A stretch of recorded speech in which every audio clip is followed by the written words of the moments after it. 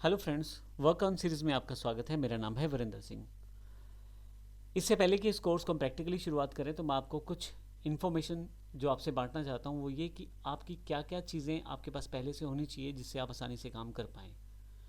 तो pre requisite है कुछ, उनकी जानकारी मैं आपको इस सेशन में देना चाहता हूँ। सबसे पहले ये कि आपको थोड़ा बहुत कंप्यूटर बेसिक ज़रूर आना चाहिए और साथ में थोड़ी सी टाइपिंग स्किल हो तो और ज़्यादा बेहतर हो जाता है, क्योंकि ऑनलाइन लगभग जितने भी काम रहते हैं उसमें आईटी स्किल्स के काम ज़्यादा रहते हैं।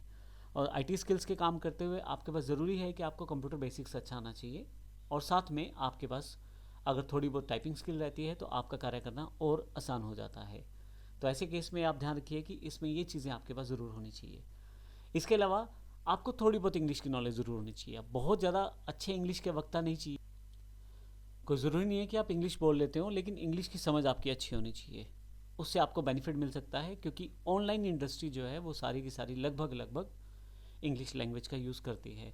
तो ऐसे केस में ज़रूरी है कि आपको बेसिक नॉलेज ऑफ इंग्लिश ज़रूर होना चाहिए। एटलीस्ट आप चैटिंग कर पाएँ, कस्टमर की बात समझ पाएँ, कस्टमर को अपनी बात समझा पाएँ। इस तरह से आपको इंग्लिश की रिक्वायरमेंट रहती है। उसके पश्चात जो सबसे इम्पोर्टेंट जो बात है वो ये है कि आपके पास एक स्पेशलाइज्ड स्किल ज़रूर होनी चाहिए। स्पेशलाइज्ड स्किल से क्या मतलब है?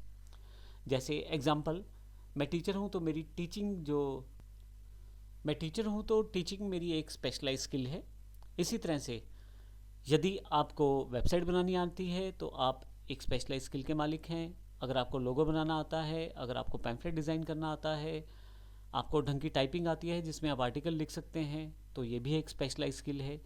तो इस तरह की छोटी छोटी स्किल्स जो आपको आती हों, और हालांकि ऐसा नहीं है कि आपको पहले से कोई स्किल आनी चाहिए। आप इस कोर्स को देखें, समझें, इसके बाद भी आप चुनाव कर सकते हैं कि आप कौन सी स्किल सीख सकते हैं, क्योंकि हमने लगभग उन सभी चीज़ों को यहाँ इस कोर्स में दर्शाने की कोशिश की है जिससे आप ये भी समझ पाएँ कि अगर आप किसी पर्टिकुलर एरिया में काम करना चाहते हैं तो वो कौन से एरियाज़ हो सकते हैं।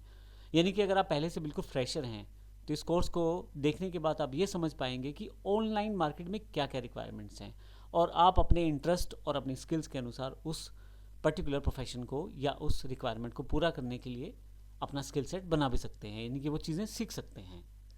इसके अलावा एक लैपटॉप या डेस्कटॉप जिसमें आपके पास इंटरनेट कनेक्शन होना चाहिए ताकि आप आसानी से ऑनलाइन काम कर पाएँ। तो ये हमारे कुछ प्री रिक्विजिट है इस कोर्स को करने से पहले भी और ऑनलाइन काम करने से पहले भी। धन्यवाद।